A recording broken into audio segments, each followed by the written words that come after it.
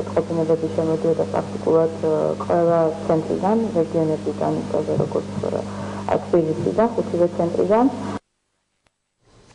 თბილისში ხელნაწერთა ეროვნულ ცენტრში დამწერლობის ფესტივალი გაიხსნა. სამდღიანი პროგრამის ფარგლებში უამრავი ღონისძიებაა დაგეგმილი. უკვე დაიწყო საყოველთაო წერის აქცია ანბანდქება. ღონისძიებაში მონაწილეობას 1000-მდე უმაღლესი სასწავლებლის სტუდენტი და კალიგრაფიის თემით დაინტერესებული პირები იღებენ.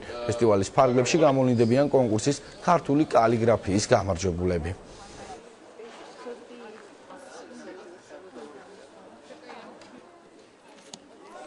მესამე წელია განათლებისა და მეცნიერების სამინისტროს მხარდაჭერით ვატარებთ კონკურს ქართული კალიგრაფია და ყოველწლიურად ჩანს, რომ უფრო და უფრო მეტი ადამიანი მევა და ისინი, ვინც სერიოზულად ეკიდებიან ამ საქმეს, იზრდებიან წლიდან წლამდე. ქართული დამწერლობა არის ჩვენი კულტურული ფასეულობა.